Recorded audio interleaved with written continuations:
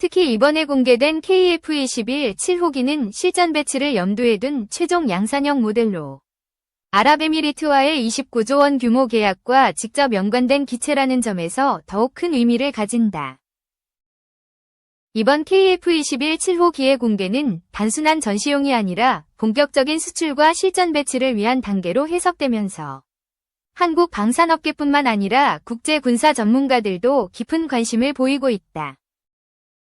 KF-21 7호기는 기존의 시제기들과 달리 완전한 전투 기능을 갖춘 모델로 개발되었으며 특히 스텔스 성능과 무장 탑재 능력이 대폭 향상된 것으로 알려졌다.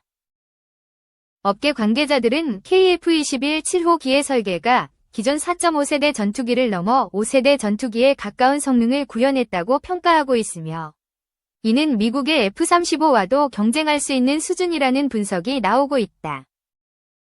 특히 AESA, 능동전자주사식 이상 배열, 레이더의 성능이 더욱 강화되면서 탐지 능력이 기존 대비 50% 이상 향상되었다는 점도 주목할 만하다. 아랍에미리트는 KF-21의 우수한 성능을 높이 평가하고 있으며 최근 29조 원 규모의 계약을 추진하면서 KF-21의 대량 도입을 공식화했다.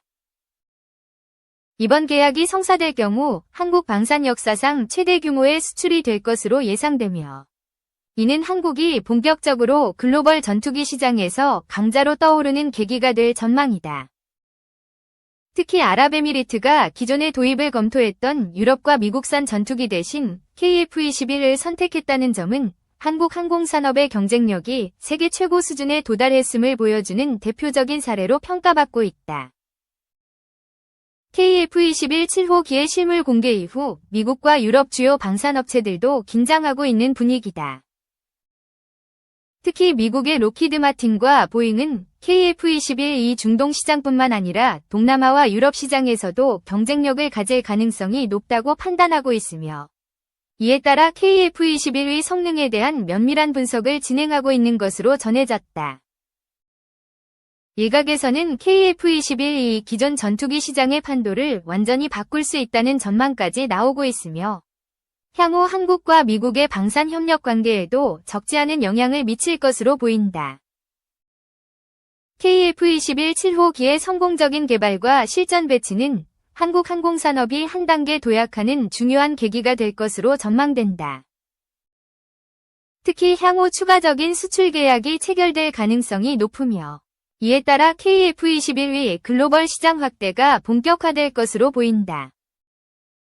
한국이 자체 개발한 전투기가 세계적으로 인정받고 있다는 점에서 이번 KF-21 7호기의 공개는 단순한 군사적 성과를 넘어 한국 산업 기술력의 위상을 높이는 중요한 순간이 될 것이다. 앞으로 KF-21이 어떤 성과를 만들어낼지 전 세계 군사 관계자들의 관심이 집중되고 있으며 이번 아랍에미리트와의 계약이 성사되면 향후 KF-21 외 추가 도입국들도 속속 등장할 가능성이 크다. 미국의 자국 우선주의 기조가 본격화되면서 각국의 안보 부담은 커질 전망이다. K방산을 겨냥한 미국, 유럽 등 경쟁업체의 견제도 본격화될 것으로 예상된다. 미국과 중동의 무기 거래가 늘면서 유도무기 등 수출 경쟁이 확대될 것이란 관측이 나온다. 폴란드, 루마니아, 슬로바키아 등의 국방 예산 확대는 국내 업계의 기회로 작용할 전망이다. 수주전이 예고된 잠수함 분야에선 잭팟이 터질 가능성도 제기된다. 한국형 기동헬기에 대한 이라크 수출 계약이 연말에 성사되면서 중동 세일즈 확대의 기대감도 커졌다. 포트폴리오 다변화, 이익 성장 기대. 국내 주요 방위업체들은 기존 수주 계약권을 바탕으로 성장세를 이어갈 전망이다. 한화에어로스페이스는 글로벌 자주포 시장의 약 50%를 점유하는 K9을 비롯해 K-21 보병 전투 차량, 천무, 다연장 로켓, 천궁, 지대공 미사일, 추진체 등 수출을 추진한다. 올해 지배구조 개편을 통해 육해공우주 등 전장 환경에 대응할 포트폴리오를 구축한 만큼 구조적인 시너지를 기대한다. 한국항공우주산업, KAI, 은수리온, 기동헬기, LAH, 소형 무장헬기 등 수출 활동과 KF-21, 한국형 전투기, 초도 계약분 20대에 대한 개발 및 양산 활동을 이어간다. 6세대 전투기와 고기동 헬기 개발을 위한 기반 기술 확보, 민군 겸용 미래 비행체 독자 플랫폼 개발 및 고부가 가치 위성 서비스 시장 진출 등도 타진한다. LIG 넥스원은 PGM, 정밀 타격, C4I, 지휘 통제 통신 등 부문에서 추가 수출을 통해 장기 성장성을 공고히 할 계획이다. 미국의 다족 보행 로봇 전문기업 고스트 로보틱스를 올해 인수했기 때문에 로봇의 운영 제어 등 기능적 개선 활동도 구체화시킬 것으로 예상된다. 하나 시스템은 감시정찰 지휘 통제 전자장비 등 첨단 무기 적용 시스템의 수출 확대를 모색한다. 미국서 실속 차릴까? 해군 함정 사업에 대한 미국의 러브콜은 지속될 것으로 보인다. 선박 수리와 신규 건조가 어려워진 미국의 사정을 감안했을 때 한국과 협력을 배제하기는 힘들다는 평가가 나온다. 함정 MRO, 유지보수 정비, 사업 수주를 두고 HD 현대, 하나오션 등이 치열한 경쟁을 예고 중이다. 유도 로켓 비공 수출 여부도 내년 화두다. 올해 미국 하와이 테스트에서 100% 적중률을 보이는 등 검증을 마쳤다는 점에서 수출 가능성은 밝게 점쳐진다. 중동 수출 변수 주목. 중동 수출에 대한 논의는 어느 해보다 활발해질 것으로 보인다. 올해 말 이라크와 수리온 수출 계약을 체결함으로써 물꼬를 텄다는 반응이 나온다. 아랍에미리트 등 주변국과 협상에도 속도가 부를 것이란 설명이다. 업계는 한미 간 수주 경쟁이 치열해질 수 있다는 데 무게를 두고 있다. 트럼프 2기에선 조 바이든 정부 때와 달리 중동 지역 무기 수출에 적극 나설 수 있다는 반응이 많다. 국내 업체들은 미국과 마켓 포지션이 겹치지 않도록 제품 사양을 조정하면서 전략적으로 대응할 것으로 보인다. 다만 미국 기술로부터 완전히 자립하지 못한 만큼 특허권, 수출 승인 등 대응에도 촉각을 세우고 있다. 미국 당국이 보이지 않는 수출 제한 행위를 할 가능성을 열어두고 있다. 잠수함 수주전, 원팀 경쟁력 승부. 잠수함 부문에선 폴란드, 오르카 프로젝트, 캐나다, 차세대 잠수함 도입, 사업 수주전이 관심을 모을 전망이다. 폴란드건은 이르면 내년 초에 입찰 제안서가 공고될 것으로 업계는 보고 있다.